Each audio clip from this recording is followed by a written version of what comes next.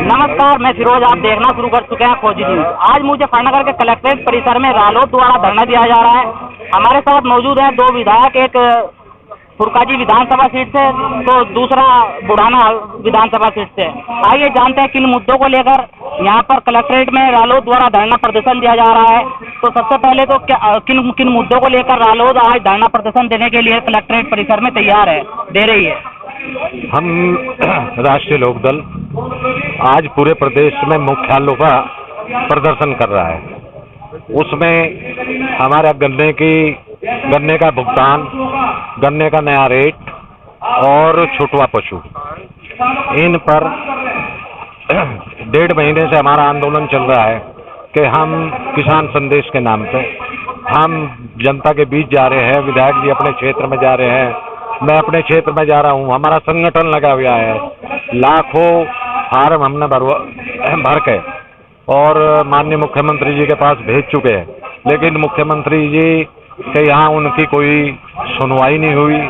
और ना सुनवाई होने के बाद ये हमें और हमारे नेता को ये निर्णय लेना पड़ा कि आज उत्तर प्रदेश के पूरे मुख्यालयों पर प्रदर्शन कर रहे हैं। इसमें छुटवा पशु है, जो हमारा किसान मजदूर खेत में दिन रात वो खेत में पहरा देता है, सोने का कोई नाम नहीं। तीसरी बात कि पिछले वर्ष का पिछला जो पेमेंट है, वो पिछला पेमेंट कई फैक्ट्रियों पर वो पिछला पेमेंट नहीं किया गया है। उस पेमेंट की भी हम लोगों की मांग है कि पिछला पेमेंट किया जा, अगला रेट निर्धारित किया जा और छुटवा पशु का इलाज किया। अगर बात की जाए, आपने अगले रेट की बात की, तो कितना रेट गन्ने का होना चाहिए उत्तर प्रदेश? रेट 50 रुपये बढ़ना चाहिए। जो महंगाई है, मतलब बोलने को तो मैं ज़्यादा भी बोल सकूं, लेकिन महंगाई के अनुपात में 50 रुपये कम से कम रेट बढ़ना चाहिए। सरकार कह रही है कि विधानसभा चुनाव से पहले 25 रुपये उन्होंने बढ़ाने का काम किया है।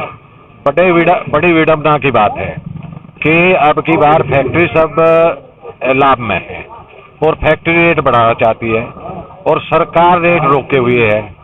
तो बड़ी विडम्बना की बात है कि फैक्ट्री रेट अच्छा देना चाहती हो और सरकार ना बढ़ाना चाहती हो। सरकार कहती है मिल मालिकों के पास पैसा नहीं है, उसके बावजूद भी पिछली सरकारों के मुकाबले जो गन्ना मूल्य भुगतान है किसानों का किया जा रहा है पिछली सरकारों के मुकाबले। तो क्या कहेंगे आप? किया जा रहा है। 5 वर्ष से इन्हीं की सरकार थी। जो पैसा रुका है वो 5 वर्ष से ही तो रुका था। अधिकतर पैसा 5 वर्ष से रुका था। थोड़ा सा पैसा अखिलेश जी की सरकार में रुका, केवल इस पे क्या नाम बजाज ग्रुप पर रुका था और वो उन्होंने दे दिया था। इन्हीं की योगी जी की सरकार में तो 5 वर्ष हो गए जो पेमेंट रुका हुआ है। तो पिछली सरकारों को क्यों दोष दे रहे हो? मतलब अपनी बात करो, अपना पेमेंट कराओ, गन्ने का रेट बढ़ाओ। पिछले 7 वर्ष में और इन्होंने 25 रुपये रेट बढ़ाने का काम किया था। जो 7 या 21 3.5 रुपये एक वर्ष में बैठता है बढ़ाया हुआ रेट, तो 3.5 रुपये रेट हुआ करता है। कितनी महंगाई है बाजार में, बजाय हर चीज की महंगाई देखो, गैस सिलेंडर की, पेट्रोल की, गैस की, और जो आम जनता को खाद्य सामग्री है उसकी। एक नाज देके फ्री नाज देकर फ्री नाज कहाँ है? फ्री नाज है कहाँ? फ्री नाज तो पिछली सरकारें दे रही थी। केवल 2 रुपये गेहूं पर माफ किया इन्होंने और 3 रुपये चावल पर, और इसमें शोरगुल मचा रखा। जनता की समझ में ऐसी आ रही, हाँ मुफ्त नाज, यूँ पता नहीं भाई 2 रुपये 3 रुपये तो इन्होंने कम किया। 2 रुपये 3 रुपये कम करते ही वो मुफ्त हो गया।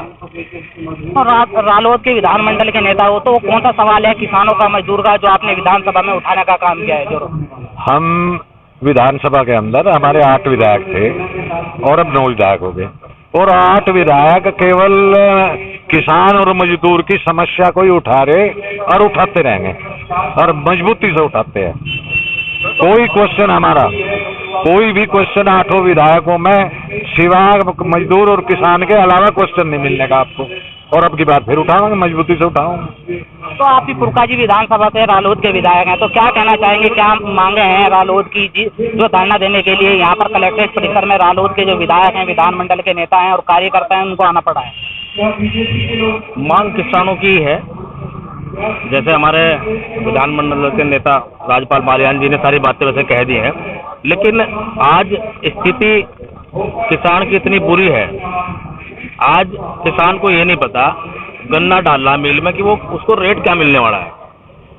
पूर्ववर्ती सरकारों में रेट जो है पहली पर्ची पर रेट डल जाया करता था, लेकिन आज ये नहीं पता कि उसको उसकी उपज का भाव मिलेगा क्या।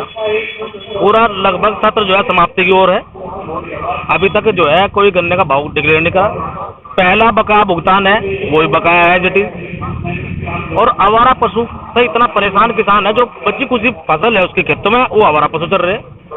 तो किसान तो परेशान ही परेशान है। किसान अगर परेशान है तो उसके साथ में लगा हुआ मजदूरी परेशान है, मजदूर का और भाई किसान का चोली दामन का साथ है। तो देखो, इस देश में 80% लोग किसान और मजदूर रहते हैं। अर्थव्यवस्था पर इनका बहुत बड़ा असर है। किसान को सरकार दरकिनार करके देश का सत्यानाश, अर्थव्यवस्था का सत्यानाश करने का काम कर रही है। उसे किसानों पर ध्यान देना चाहिए। लेकिन हमें ऐसा लगता है कि जो मौजूदा सरकार है वो सिर्फ पूंजीपति के साथ खड़ी, आम आदमी के साथ खड़ी। लेकिन जब वोट डालने का टाइम आवे तो ये आम आदमी किसान मजदूरी वोट डालने जाके आंधी में, तूफान में, बरसात में, ये जो उद्योगपति जिनके लिए मौजूदा सरकार काम कर रही है वो वोट डालते हैं। इन्होंने वोट की बात की है। 2024 जो बजट पेश किया गया है उसमें कहा गया है 1 साल और राशन बढ़ा दिया गया है, फ्री मिलेगा राशन।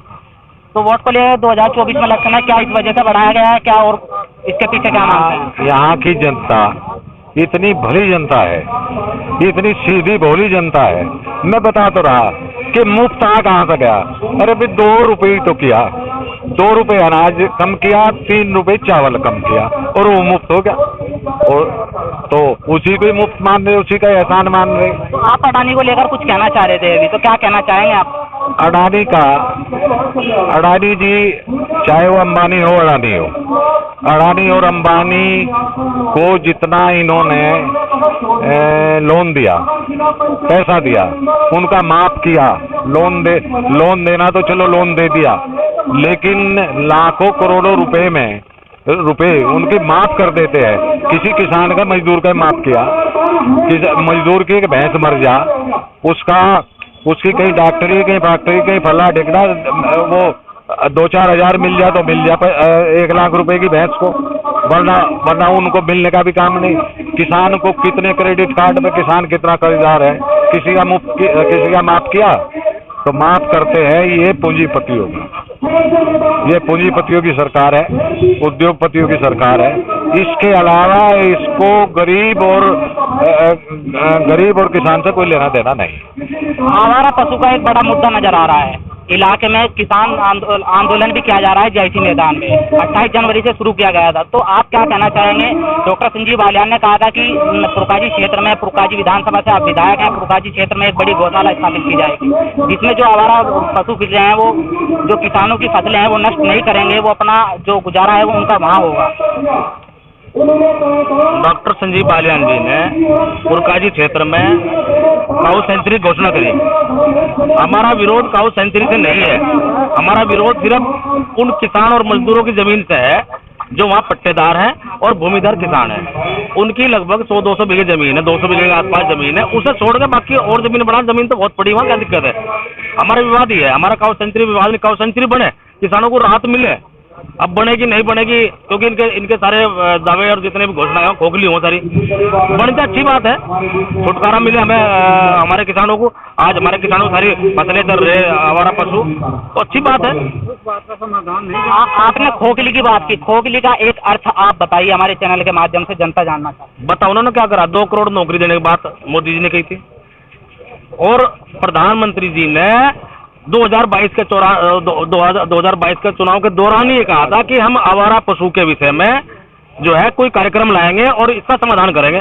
2022 में 2023 हो गया, अभी तक कोई उत्तर प्रदेश सरकार ने या केंद्र की सरकार ने ऐसी नीति, ऐसी योजना क्यों नहीं बनाई आवारा पशु को लेकर? बताओ क्यों नहीं बनाई? तो अनिल विधायक द्वारा कौन सा वो मुद्दा था जो विधानसभा में उठाया गया हो, किसानों को लेकर, मजदूरों को लेकर? आप कह रहे हैं किसानों को, मजदूरों को लेकर आज कलेक्ट्रेट परिसर मुजफ्फरनगर में धरना दिया जा रहा है।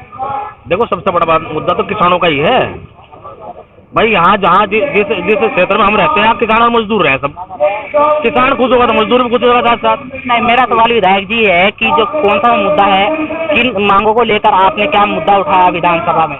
विधानसभा में हमने किसानों के तमाम जितने मुद्दे हैं चाहे वो उनकी उपज को लेके हैं, गन्ने भाव को लेके हैं, या नौजवान लड़कों को रोजगार को लेके हैं।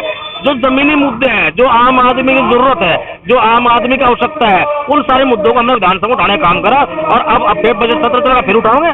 तो कब तक जारी रहने वाला है धरना प्रदर्शन? अगर मांगे नहीं पूरी होती तो कब तक रालोद अपना धरना प्रदर्शन जो है जारी राष्ट्रीय लोकदल इतना तक किसानों की, मजदूरों की, नौजवान कोई बेरोजगारों की मांग पूरी नहीं होगी, इतना तक हम संघर्ष करते रहेंगे। सड़क पर भी करेंगे और सदन में भी करेंगे। किसान आंदोलन जीआईसी मैदान में 18 जनवरी से किया जा रहा है। आज 9वां दिन है, 9 दिन तकरीबन 10 दिन होने वाले हैं। तो क्या कहना चाहिए, क्या रालोद का उसको समर्थन रहेगा किसान आंदोलन को? जो किसान की बात करेगा, राष्ट्रीय लोकदल का पूरा समर्थन है उसे। और खाली 9 दिन की बात नहीं है, 13 महीने क्यों भूल गए दिल्ली के आप? 13 महीने में किसान वहां पड़ा रहा, वे 13 महीने में जोड़ो, 13 महीने 9 दिन हो गया। आज पूरा समर्थन है हमारा उन्हें। तो क्या रालोद का जो कलेक्ट्रेट परिसर में धरना रहेगा, या किसान आंदोलन जैसे जीआईसी मैदान में किया जा रहा है, किसी अन्य मैदान में पहुंचकर किया जाएगा?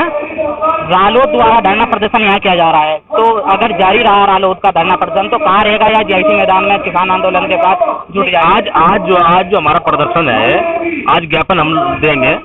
उसके बाद जो भी हमारे नेतृत्व का जो भी कार्यक्रम होगा, जो भी निर्देश होगा, उस हिसाब से काम करेगा। किसान के हर मुद्दे को, कोई भी किसान मजदूर से जुड़ी कोई बात है, दलित मजदूर पिछड़े जुड़ी कोई बात है, हर मुद्दे पर राष्ट्रीय लोकदल आम आदमी के साथ खड़े, जिसे सरकार की आवश्यकता होती है, जरूरत होती है, उसके साथ खड़े। हमने बात की जो रालोद विधानमंडल के नेता हैं राजपाल बालियान, और बुढ़ाना से विधायक हैं राजपाल बालियान, और फुरकाजी से विधायक हैं अनिल कुमार। इनसे बात की किन मुद्दों को लेकर कलेक्ट्रेट परिसर मुजफ्फरनगर में धरना प्रदर्शन दिया जा रहा है, धरना दिया जा रहा है, और कब तक ये धरना जारी रहने वाला है। आप देखते रहिए, मैं आपके साथ हूँ फिरोज अली, और हमारे यूट्यूब चैनल को सब्सक्राइब करें और लाइक करें, बेल आइकन दबाएं, जिससे आने वाली वीडियो आपको मिलती रहे।